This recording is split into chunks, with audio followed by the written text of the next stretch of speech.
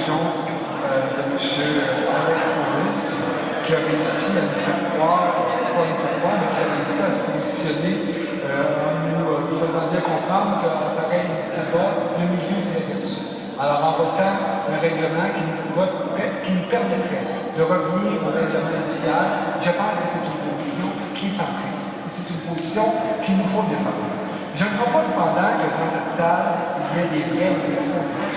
Partons du principe que tout le monde est de bonne foi et que chacun a le droit. C'est la démocratie même qui demande le droit de descendre dans la rue, doit nous faire prélever qu'il y a des gens qui ne pensent pas comme vous. Et je suis sûr que les 65 élus qui sont ici sont tous des vrais démocrates et authentiques, des individus qui veulent bien représenter les gens qui sont comme vous. Cela étant dit, moi j'ai tellement la commission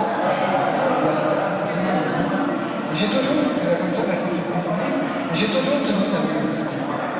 Je vois que dans une société, et quand je discutais avec M. Parent et avec M. Tasconi, moi ce qui m'inquiétait, c'est la possibilité qu'il ne puisse plus y avoir la manifestation spontanée.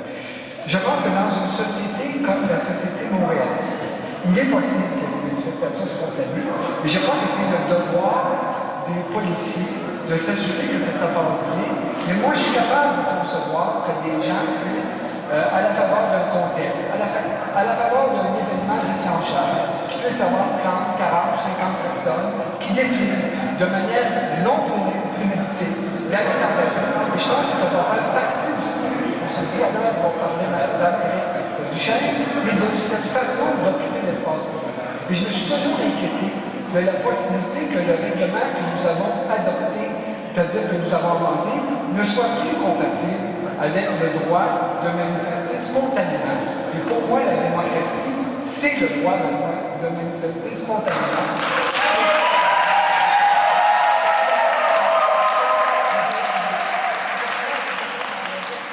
De la façon dont on doit concevoir les règles démocratiques dans une société. Je vais également dire, parce que toute vérité, toute affirmation simpliste n'a pas sa place dans ce débat. Alors, le SPN, il y a eu, depuis le début de l'année, 57 manifestations. Il y en a 13 qui ont été déclarées illégales. Et, M. le Président, il y en a 14 qui ont été déclarées illégales. Il y en a 43 qui ont pu se dérouler dans l'occupation respectueuse du domaine public. Mais pas juste des manifestations qui étaient liées à des activités festives. Il y a également eu une manifestation concernant l'inacceptable réforme du gouvernement qui ne l'est pas moins celui de M. Arthur sur l'assurance emploi.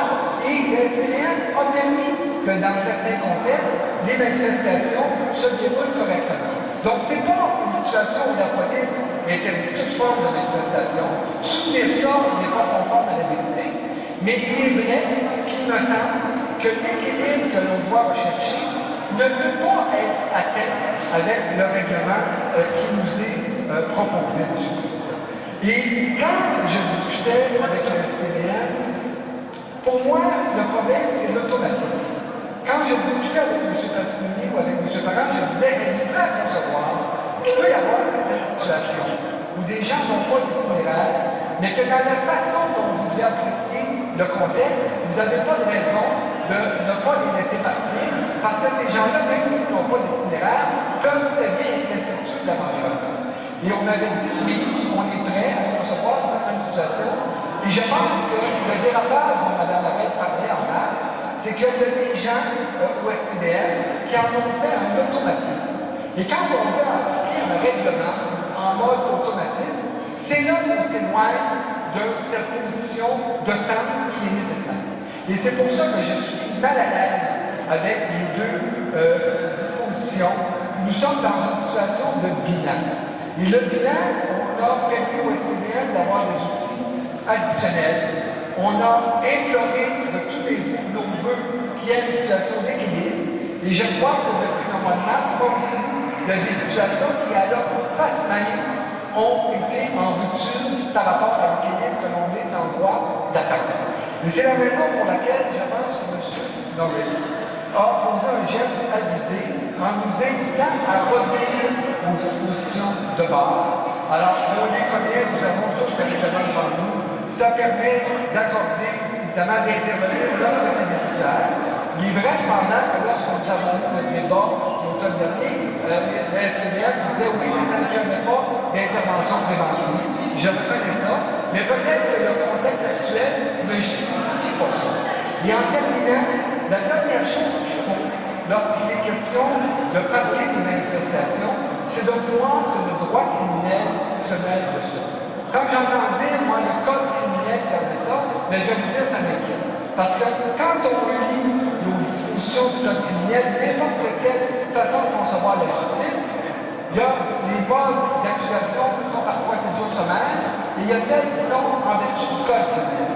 Et quand on est sur le droit criminel, ce que ça veut dire, c'est qu'un individu a un casier judiciaire, qu'un individu doit avoir des empreintes digitales, qu'un individu est aux prises avec une situation où il ne pourra plus aller aux États-Unis, que ça va être dans son dossier d'emploi. Alors, de grâce, essayons d'avoir un règlement qui va encadrer une manifestation, mais le moins possible le recours au droit criminel, parce que ça a des conséquences qui ne sont pas souhaitables pour les gens qui veulent manifester. Alors, c'est la raison pour laquelle j'ai appuyé le conseiller Maurice qui nous a recentrés au centre, plus le ciel fait en sorte qu'il y reste, mais une chose est certaine, c'est que dans la situation dont nous discutons, je pense qu'il est vitalisé d'appuyer la motion de notre collègue Maurice et de revenir, ne serait-ce que parce qu'il faut rétablir les conditions de dialogue entre la société civile et les SPDF, et qu'à cette semaine, moi, ce qui a été l'élément déclencheur dans l'appréciation le discours que j'ai mis, c'est quand j'ai parlé, quand j'ai pris connaissance que le syndicat des professeurs du cégep Maisonneuve avait demandé aux élus d'arrondissement de Chimère de s'éloigner du terrain. Et je me suis dit, le syndicat, bon, bien sûr, dans un syndicat, il y a des gens qui sont en sociologie, il y a des gens qui sont en psychologie, mais il y en a aussi qui sont en chimie, il y en a aussi qui sont en mécanique du bâtiment, il y en a aussi qui sont dans d'autres secteurs qui ne sont pas nécessairement des gens qui spontanément vont prendre la rue. Et ça m'a convaincu de l'équilibre auquel nous sommes toujours à la recherche n'a peut-être pas été ce que nous étions encore espérés dans les derniers mois. Et c'est la raison pour laquelle je vais appuyer le retour au règlement, mais je dis en même temps que si l'amendement était défait, jamais je n'appuierais cependant l'abrogation totale, si ça veut dire qu'on est laissé au code criminel et qu'il n'y a plus aucune disposition réglementaire sur la municipalité. Je n'appuierai jamais ça parce que jamais je souhaiterais que le code criminel soit le premier outil d'intervention pour gérer une manifestation avec ce que ça veut dire pour nos concitoyens. Alors, si l'amendement est battu, je pense que nos collègues de Projet Montréal vont nous dire est-ce que ça veut dire qu'on abolit le précise complètement? Si ce n'est pas le cas, tant mieux. Mais je répète, ce qu'il faut, c'est revenir au règlement initial et ne jamais s'en remettre au code criminel pour encadrer, à moins qu'il y ait des excès, qu'il y ait de la violence, qu'il y ait vraiment des émeutes, on comprend.